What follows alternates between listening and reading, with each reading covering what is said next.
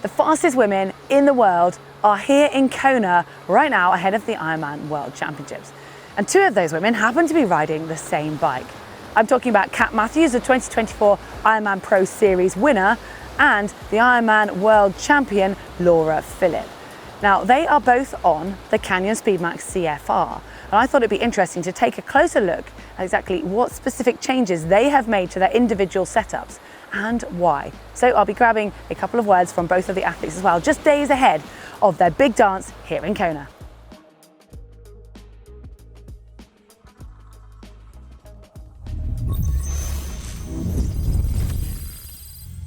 There is no questioning whose bike I have here. This is Laura Philipp's Canyon Speedmax, absolutely pimped out and ready to go ahead of the Ironman World Championships.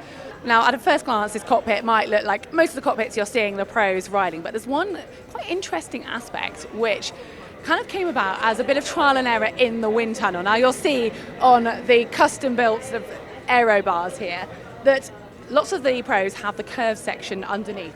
And this bike is entirely flat. Now that apparently came about from testing in the wind tunnel. They were using different sort of amounts of addition in the curvature, and then one of them fell off and they just ran the test with the plain aluminium plate underneath.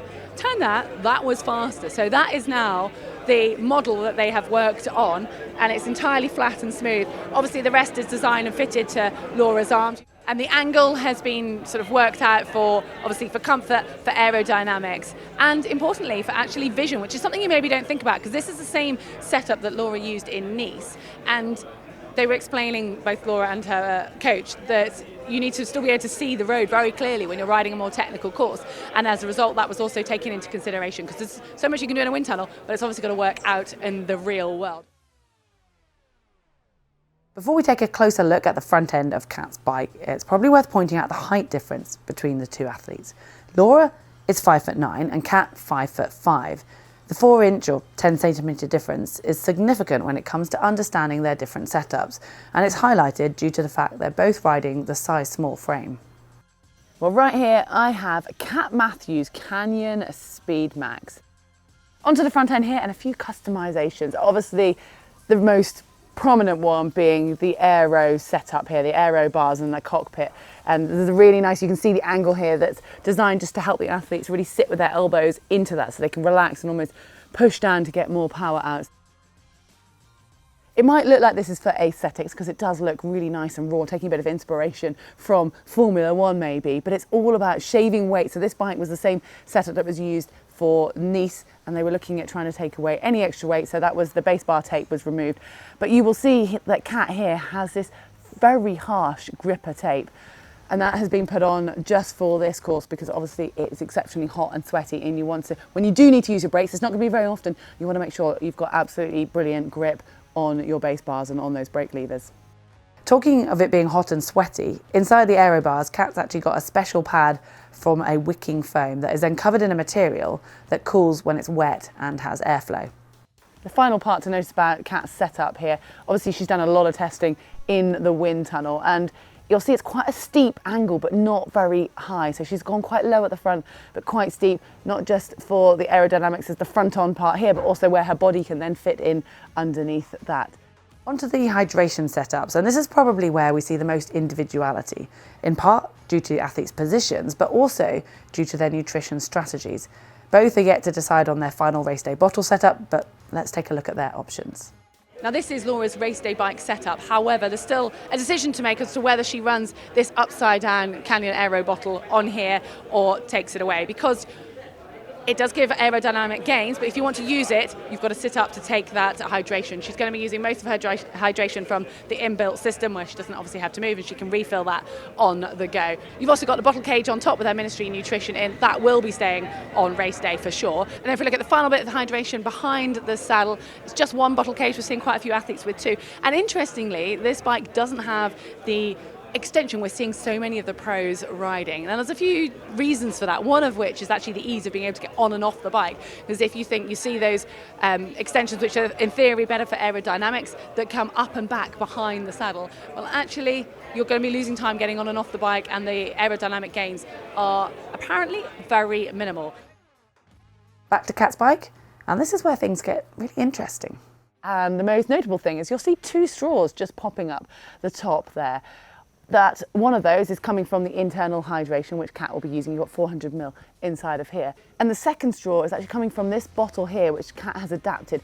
And that is purely because the Canyon bottle that you see on other bikes, such as Laura's, is actually a bit too deep to fit into this space. So Kat has come with a smaller bottle, and she's actually put a straw into that, which then comes up alongside that one. And then on top of that mount, she's got the X-Lab bottle holder with one of her bottles, and she's got the elastic on to make sure that that isn't coming off. So there's quite a lot of hydration going on the front end. She's also got two bottles on the rear, and this is a really interesting piece of design here. You might have spotted it on Patrick Langer's pro bike.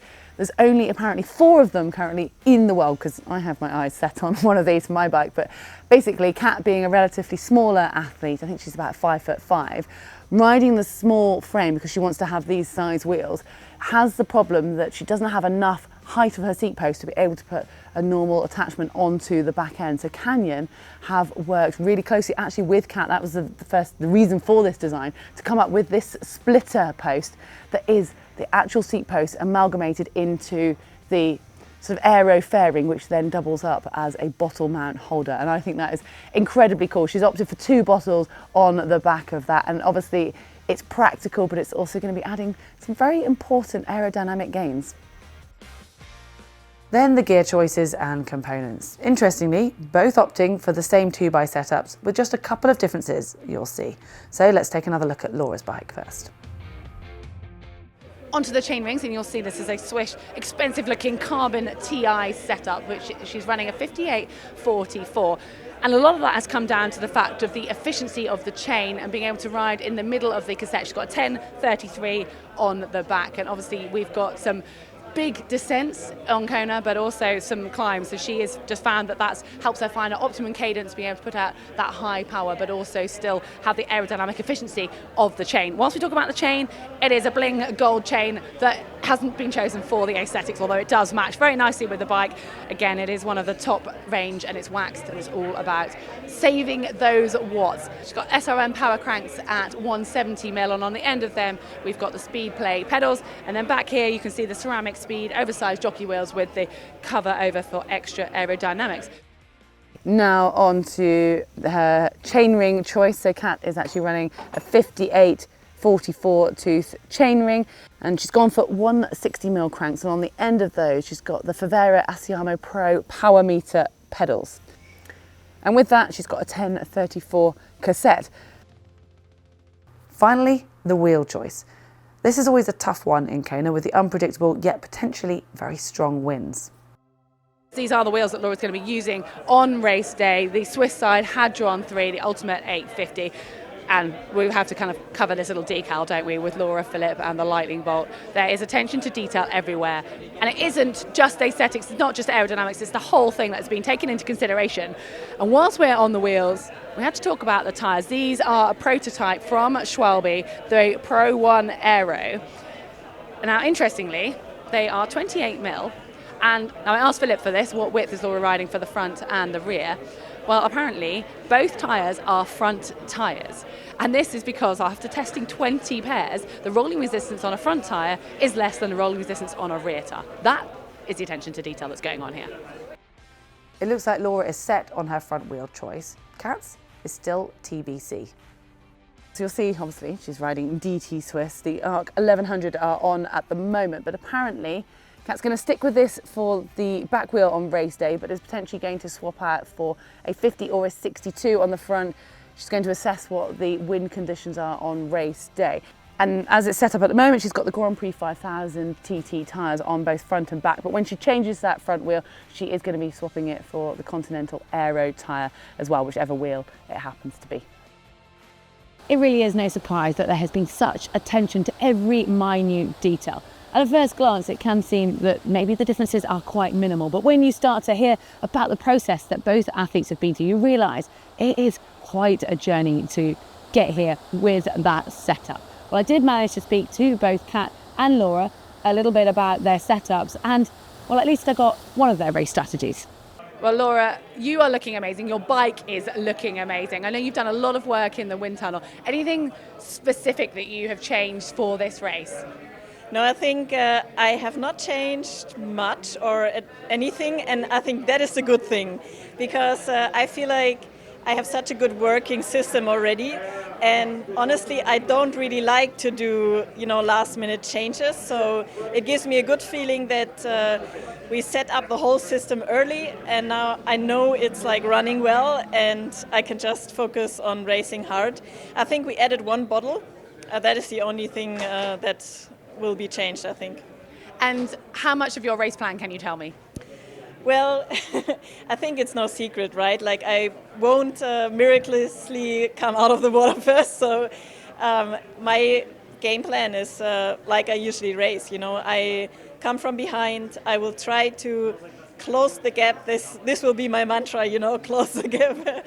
Just try, and stay focused the whole time. It's a long race. The race will be decided on the run, I guess. And this is a brutal run course. I have experienced it 3 times before, so I know what to expect. And I think I'm well prepared, and hopefully I can execute. I think that is, also dependent on the form of the day. And it's marginal things, I think, that will decide things. We are all kind of at the same fitness level, maybe with different strengths and weaknesses.